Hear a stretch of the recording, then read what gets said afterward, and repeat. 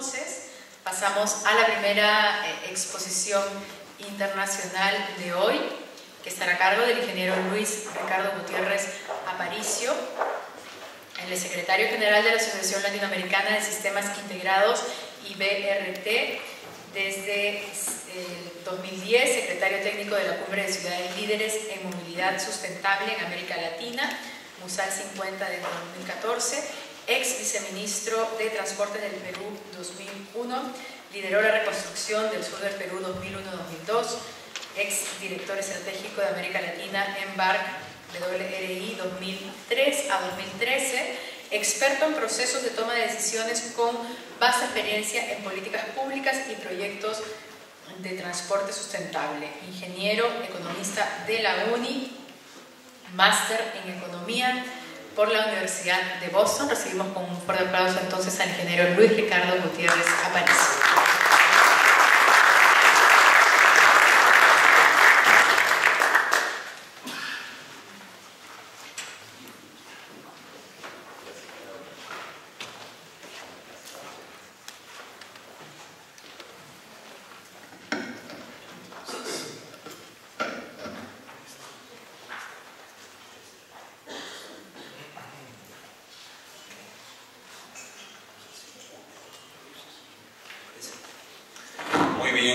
Buenas tardes, un placer estar aquí, agradecer al Colegio de Arquitectos del Perú Regional Lima por esta invitación.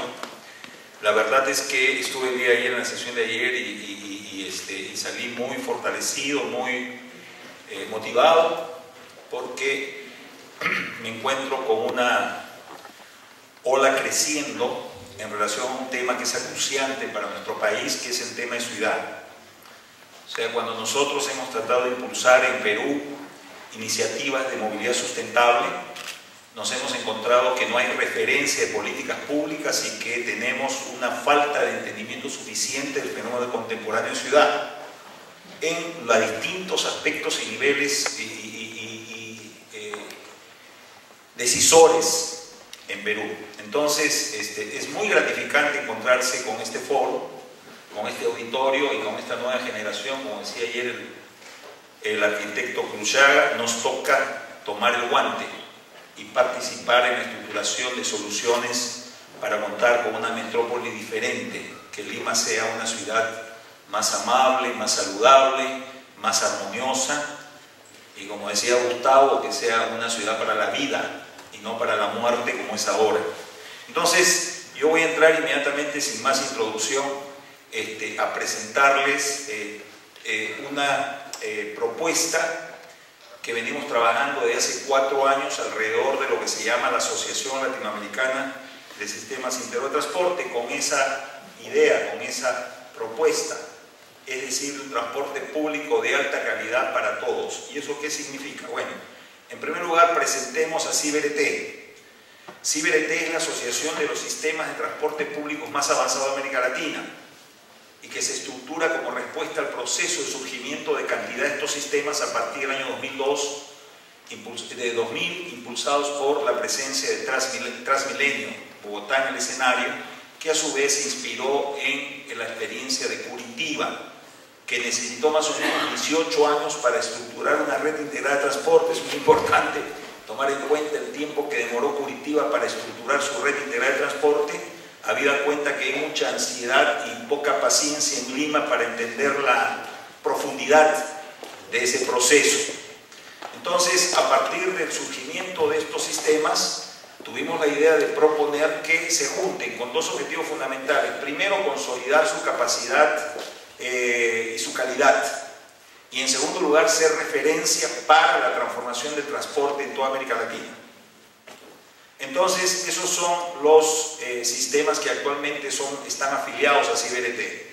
Tenemos 20 agencias públicas en 20 ciudades, por lo tanto.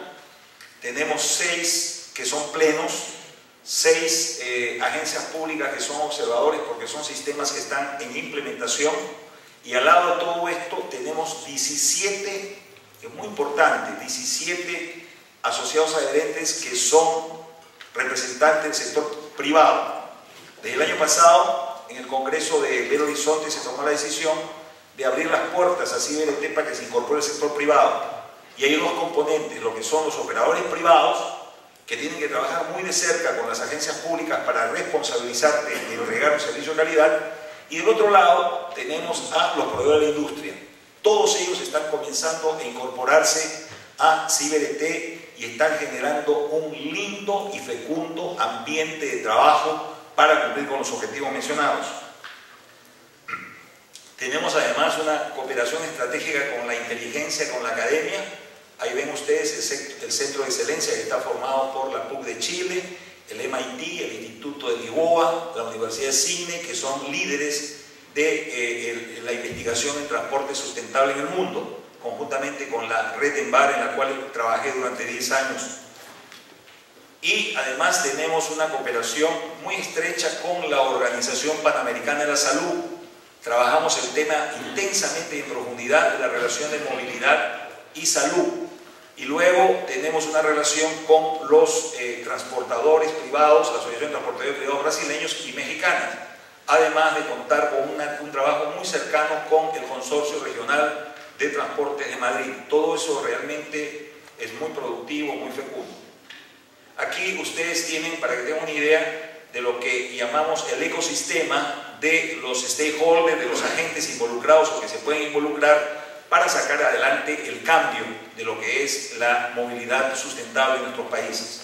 Entonces, no solamente tienen que ser los gobiernos, no solamente tienen que ser las agencias que están trabajando en primera línea, ni los privados que están comprometidos con hacer negocios vinculados al transporte público y a la movilidad en general, sino tenemos que pensar en que hay una serie de participantes que tienen que ser convocados a esta coalición, donde está el sector privado corporativo, los bancos privados, están los proveedores de la industria, están los constructores, los desarrolladores inmobiliarios, las aseguradoras, etcétera, etcétera, que son componentes más permanentes de lo que es el trabajo alrededor de la movilidad urbana y que tienen la responsabilidad de participar porque además van a ser beneficiarios si logramos la reforma del transporte. Entonces hay toda una propuesta para convocarlos y trabajar juntos. Quiero decirles que tenemos la satisfacción de comunicarles a ustedes de que el día 8 de agosto se realizó en Lima la cumbre de ciudades líderes en movilidad sustentable en América Latina. Fue realmente un foro, un encuentro extraordinario de alcaldes que tomaron la decisión de venir a Lima para discutir lo que se vino elaborando durante 2 meses con participación de expertos clase mundial, principalmente latinoamericanos, que contribuyeron a elaborar el proyecto de la Declaración de Lima, que en esa oportunidad, con la participación de los alcaldes, finalmente se suscribió para convertirse en una suerte de libro blanco para la cooperación entre las ciudades latinoamericanas, como hace rato ya lo tienen las ciudades europeas. Entonces, esa fue una oportunidad. Ahí tienen la foto de los alcaldes participantes. Y aquí están las principales ideas que recoge esta declaración y que es muy importante tomar en cuenta, que yo voy a mencionarlas, ahí me voy a detener un poquito porque yo quisiera que se grabe en su percepción de la audiencia presente. Entonces, la Declaración de Lima es un compromiso de acción conjunta permanente de las ciudades latinoamericanas para alcanzar una movilidad urbana de alta calidad para todos.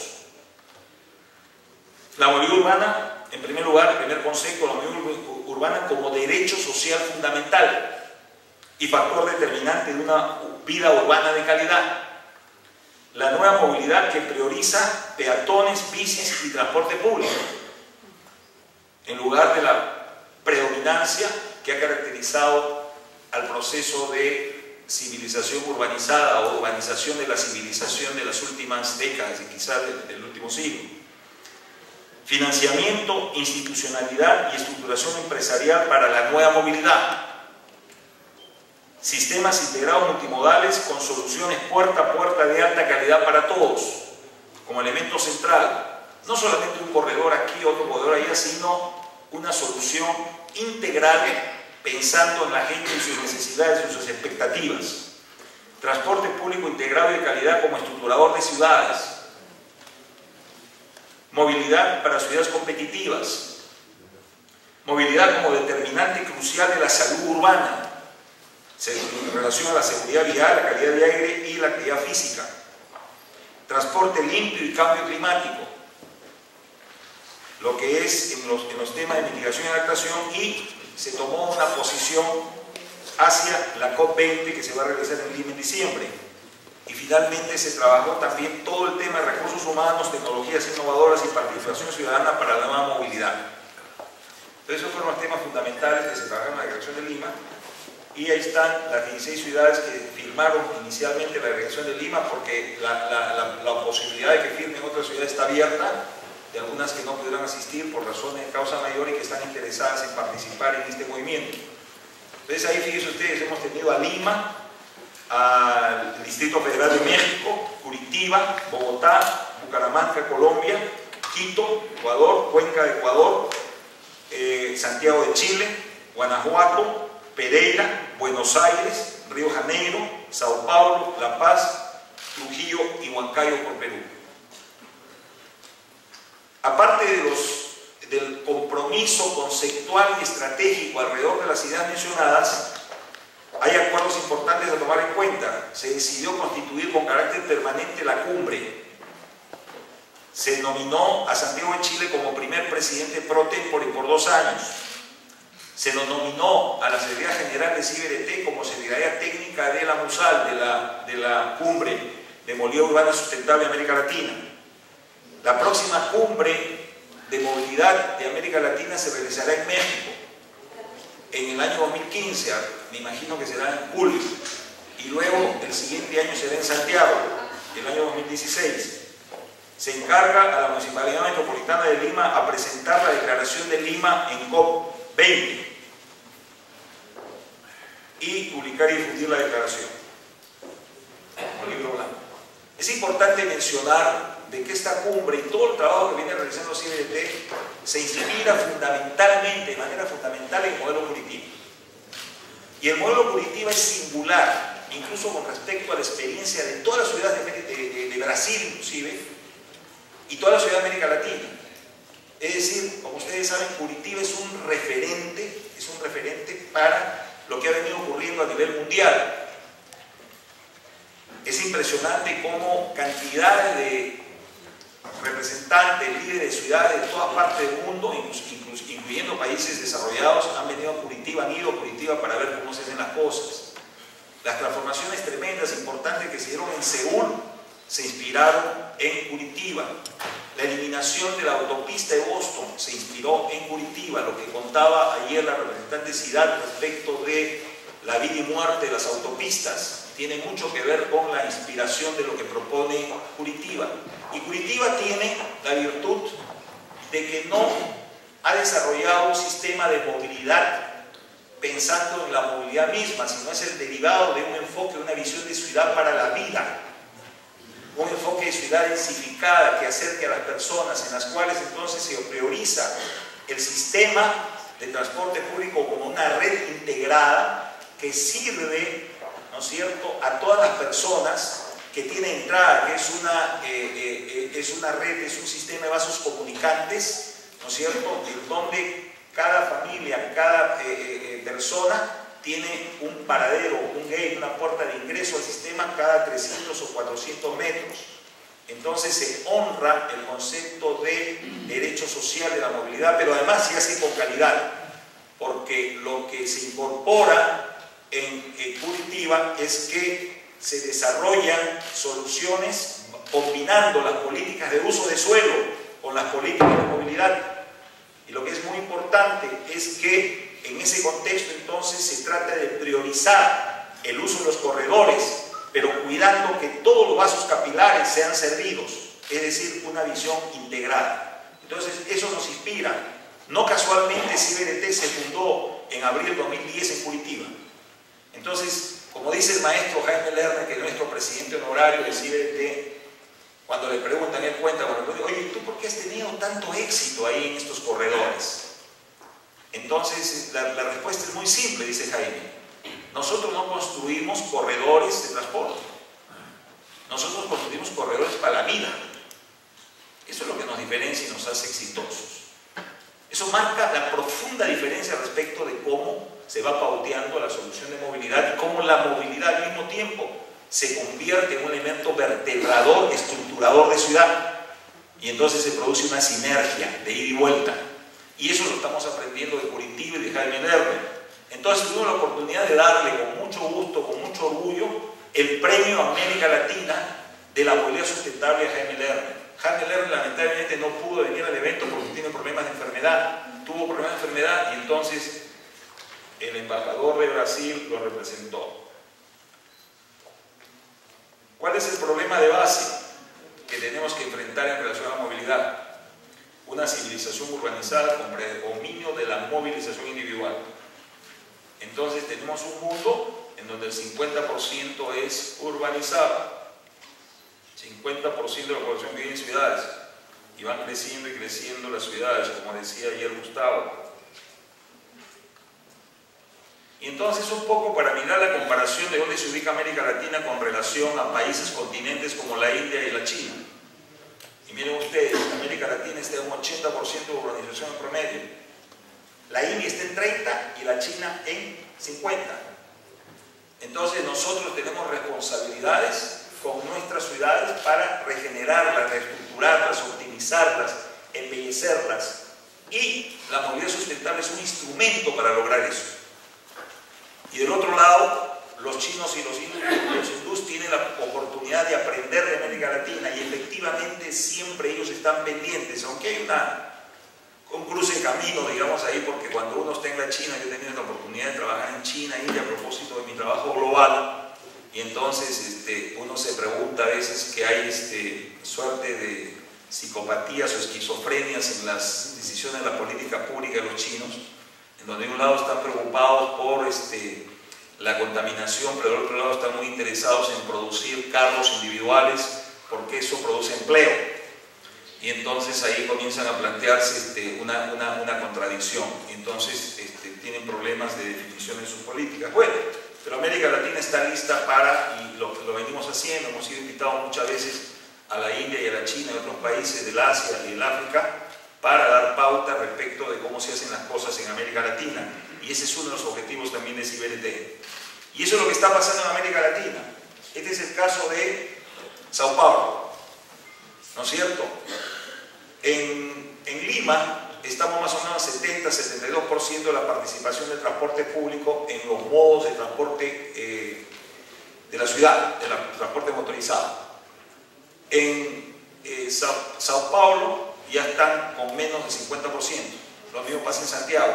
Como resultado del crecimiento económico, el ingreso per cápita y la imagen de estatus que tiene el carro privado. Entonces ese es un impulso formidable para que el transporte individual se imponga.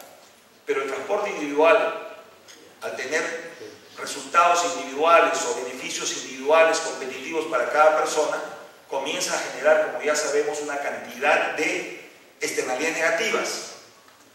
Y entonces es muy importante tomar en cuenta cómo encarar esas externalidades negativas que hacen mucho daño a la estructuración, al desenvolvimiento de las ciudades y cómo atentan contra elementos fundamentales que hacen a la salud, a la calidad de vida de las personas y a la competitividad.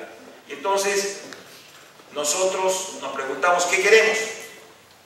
Y entonces no solamente infraestructura, no solamente monumentalismo, sino queremos soluciones a nuestras necesidades como personas. Transporte de alta calidad, asequible para todos. Y ahí nosotros tenemos en esa imagen, de un lado a la derecha superior, lo que pasó en Seúl, en donde una autopista se convirtió en ese bulevar de encuentro de la gente. Eso es Seúl. Y el alcalde que hizo eso fue presidente de la República de Corea. Y del otro lado tenemos lo que es muy importante, rescatar un movimiento social que se ha expresado abiertamente en junio del año pasado en Brasil, que reclama un transporte universal de alta calidad y, ojo, tarifa cero. Ustedes van a decir la locura. ¿Y por qué? Porque están conceptuando la nueva generación brasileña que es un derecho social, como la educación y la salud. Y por lo tanto la sociedad y sus poderes constituidos tienen que responder en esos términos a la población, a la humanidad. Y entonces son temas que se están discutiendo, están gravitando mucho en Brasil y llevan a las autoridades y a la clase política a responder e interesarse en los temas. Por eso es que en Brasil hay un desarrollo superior en el tema de ciudad y en el tema de movilidad urbana, sin que todo esté perfecto allá, por supuesto, y sin que dejen de tener problemas de todo tipo en cuanto a gestión y corrupción. Y miren ustedes, aquí en esta imagen identificamos los temas concurrentes que hacen a las externalidades negativas de la manera en cómo la ciudad se moviliza, organiza su movilidad. Entonces tenemos un pésimo uso de los espacios públicos, ahí tenemos el caso extremo de la India, tenemos la congestión, que recientemente en un estudio que se ha hecho en Sao Paulo implica una pérdida anual de 12.000 millones de dólares para una ciudad de 20 millones de habitantes, impresionante, ¿no es cierto? Tenemos en el lado derecho superior lo que es la inequidad, unas niñas jugando, ¿no es cierto?, frente a un Estambul que está muy lejano, la ciudad, el centro de Estambul, porque esas familias, ¿no es cierto?, para movilizarse tendrían que utilizar el 62% de su ingreso familiar, ¿no es cierto?, para poder movilizarse y no estar aislados. Entonces, ese es un tema de inequidad.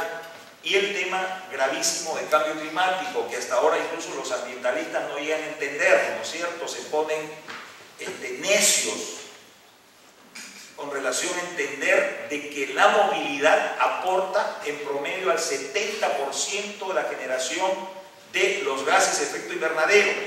Entonces comienzan a discutir ciudad sustentable, efectivamente la basura, el manejo de los desperdicios, las áreas verdes, todo lo cual es muy importante. Pero desde el punto de vista de la producción del carbono que afecta al planeta, el 70% de los gases los provee transporte. Y entonces la pregunta que vemos sistemáticamente es por qué transporte urbano no está en la primera línea de la agenda del cambio climático y siempre está en segundo o tercer lugar, por ahí enterrado en el tema de ciudades sustentables o de energía. Y estamos ahí arrumados, es decir, la cenicienta, a pesar de la gravedad del tema. Y miren ustedes la gravedad del tema. Salud. Miren ustedes la gravedad del tema del transporte urbano. Accidentes en transporte en general, no solamente urbano. 1.300.000. Gracias. Muy generoso. 1.300.000 muertos al año, contaminación 3 millones, no 3 millones 3, la última cifra es 3 millones 7 muertos al año por contaminación, sedentarismo, 2.5 millones muertos al año, enfermedades crónicas por ruido y estrés, 700.000 muertos al año, en total, por actividades relacionadas al transporte, 7 millones de muertos al año al mundo. De ahí tomemos nuestra cuota, la que nos corresponde a Lima, que sospechamos que es más que proporcional, por las razones que todas las vemos a la hora que cruzamos Lima. Y entonces nos llegamos a esta premisa. Sin un transporte público urbano integrado de calidad y competitivo no será posible detener la multiplicación de automóviles y motocicletas que dañan la vida humana. ¿Cómo está evolucionando el transporte sustentable en América Latina? Miren, hubo un crecimiento exponencial a partir de Transmilenio en lo que se refiere al crecimiento de BRTs y corredores. América Latina participa con un 62% en ese crecimiento. Esas son las buenas noticias.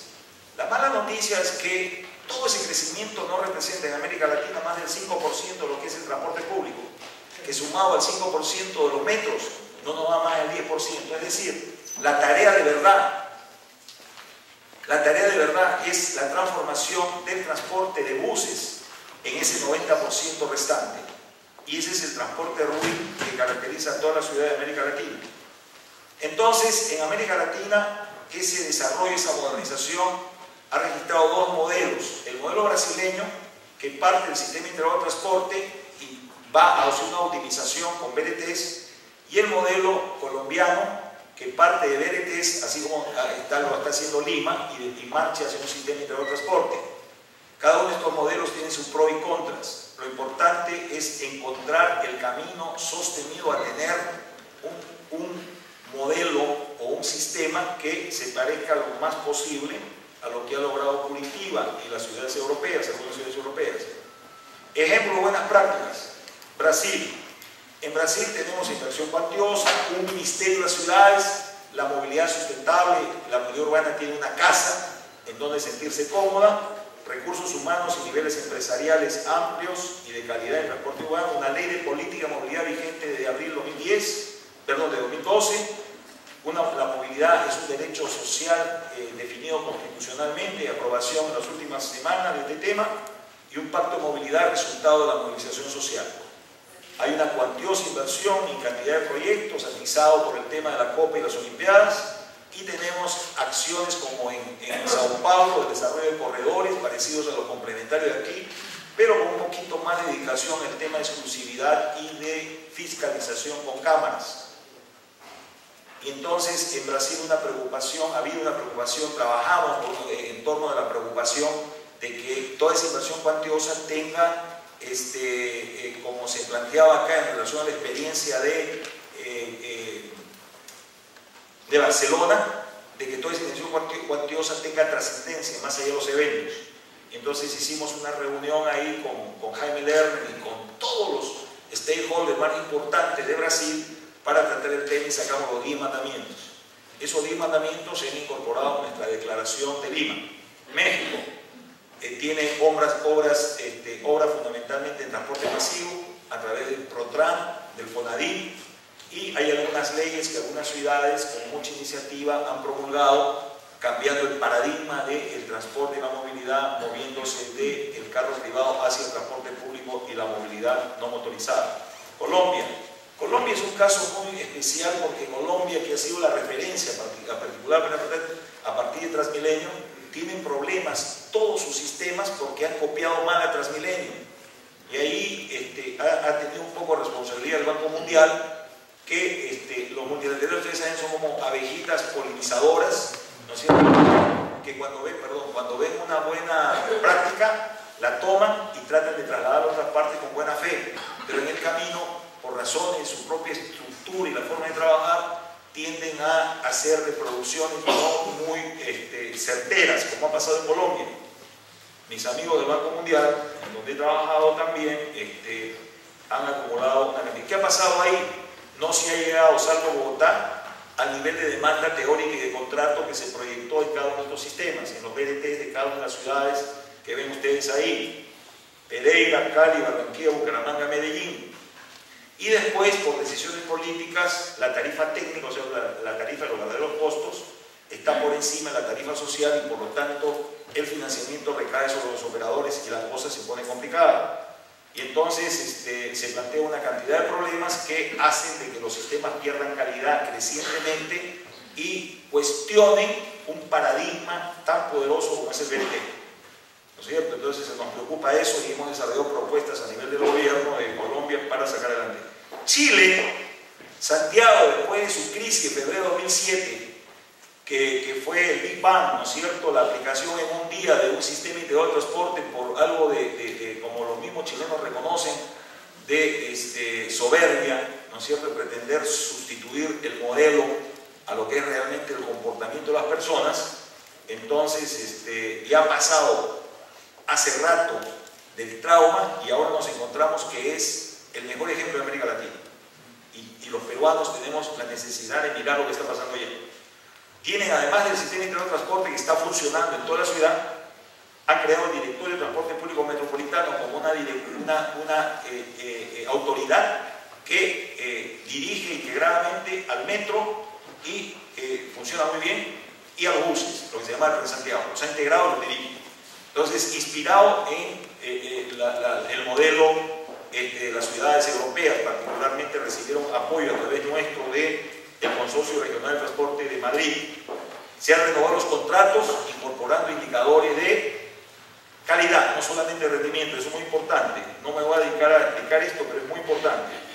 Se optimizan los corredores de alta demanda, o sea, recién después de implementar su sistema integrado, han comenzado a optimizar y a sacar adelante los corredores de alta demanda. Pero lo más importante que tenemos que aprender de ellos es que tienen una política de Estado y han decidido por unanimidad en su Congreso destinar 700 millones de dólares de subsidio a Santiago y 700 millones al resto de ciudad, 1.400 millones de dólares al transporte público de todo el país, con la idea de dar cobertura total de transporte público de calidad y garantizar de que los sectores de menores ingresos puedan acceder, porque se cuida de que la tarifa no vaya más allá del 50% de los costos, que son altos porque la calidad es cara y cuesta.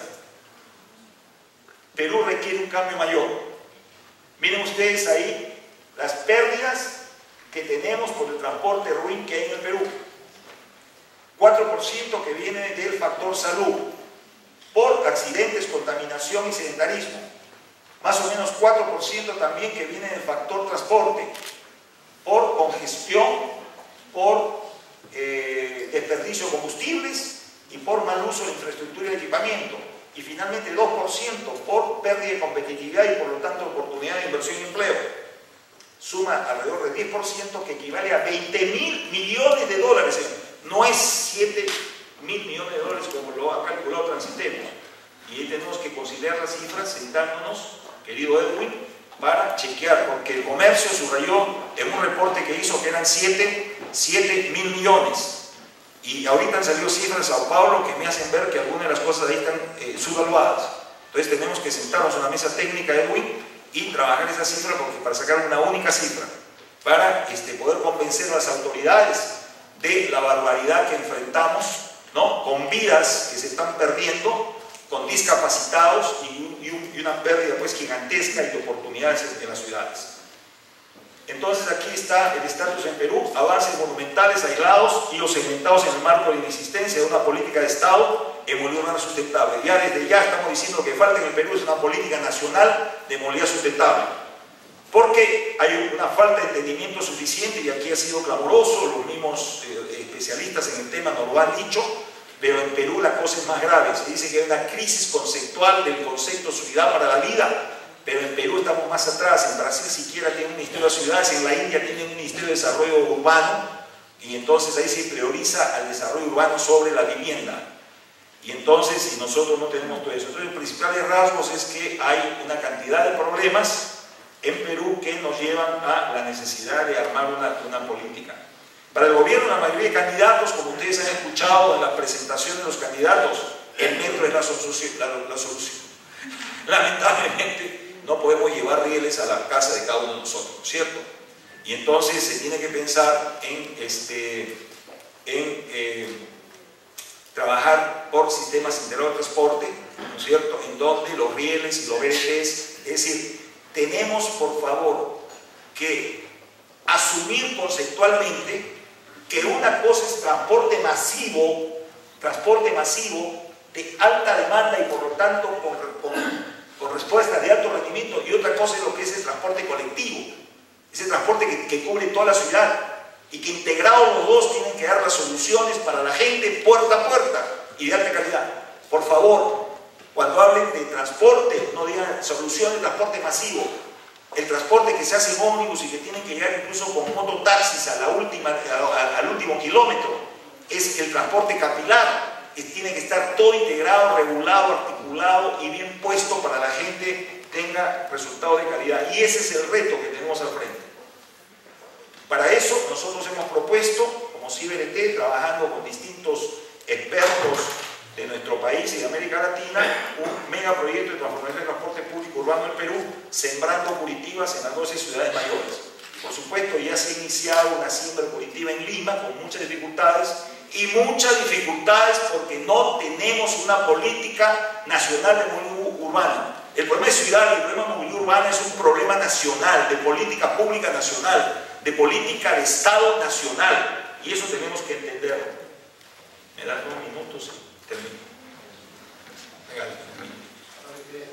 ¿Ah?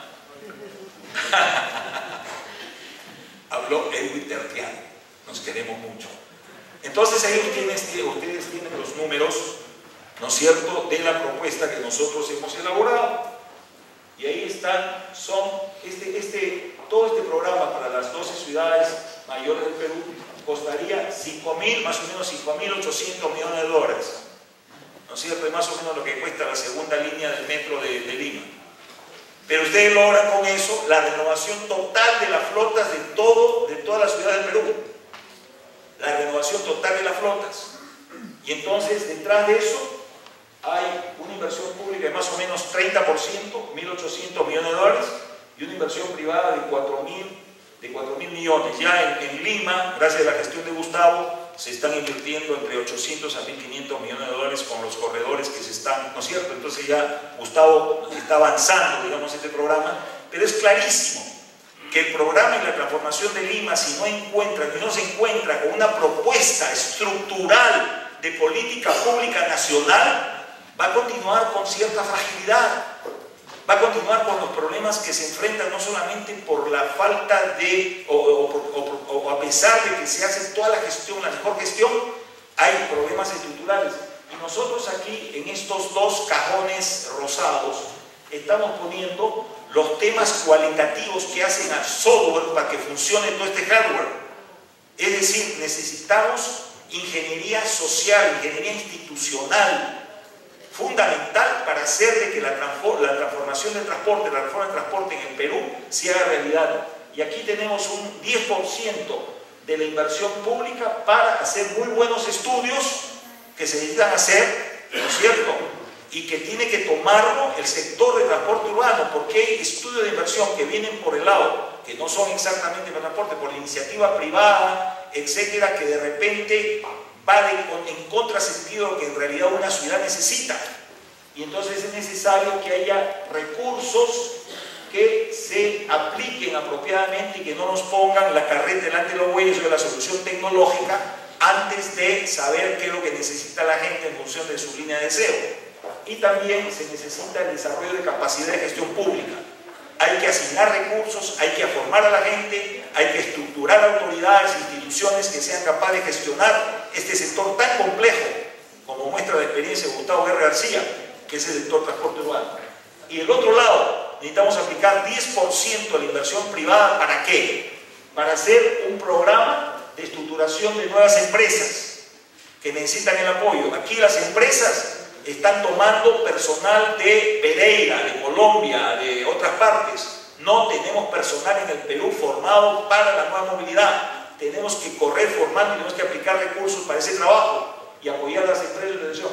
Pero lo que es muy importante es que se necesitan fondos de mitigación social cuantiosos, no a cuentagotas, de mitigación social y chatarización, y se tiene que implementar lo que se llama gestión de riesgos, que es reducción de incertidumbres. Entonces todo esto es un trabajo muy delicado, y el tema de mitigación social y chatarización es tan importante. Miren ustedes, me voy a tomar un minutito más.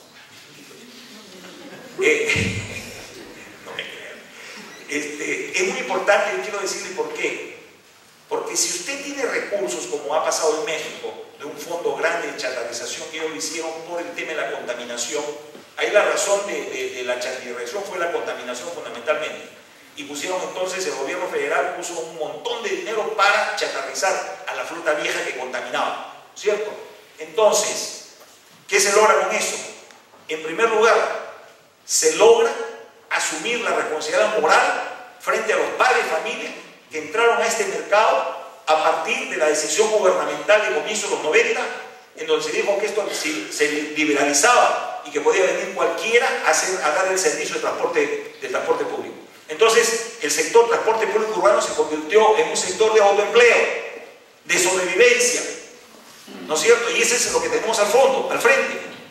Y entonces, el Estado peruano tiene la responsabilidad de indemnizar a la gente que ha entrado frente a la propuesta regulatoria de aquel gobierno, ¿no es cierto?, que tomó esa decisión y que nos ha dado como resultado el transporte que tenemos ahora. Primer concepto, responsabilidad moral y de Estado. Segundo concepto, importantísimo. Para hacer viable la reforma, tenemos que separar el grano de la paja. Es decir, la gente que trabaja realmente con su vehículo y la gente que vive como parásito de esa otra gente. Y ese es un tema de fondo. De tal manera que al hacer esa separación y nosotros le damos recursos a la gente que realmente tiene el vehículo y chatarriza el vehículo, entonces separamos y no tenemos en las calles a la gente preguntando: ¿y voy a hacer mi existencia? Tengo que irme con mi microbús a otra parte. como lo están diciendo ahora en la TV, en el cable. Y entonces es un tema fundamental de viabilidad sociopolítica de la transformación. Importantísimo. Y finalmente, porque bueno, esa persona que recibe su dinero por chatarrización tomará la decisión de si mete el dinero como acción en un consorcio para seguir operando o si lo aplica a su microempresa familiar. Y finalmente es importante que se introduzcan recursos del fondo de chatarrización para el funcionamiento moderno del nuevo sistema.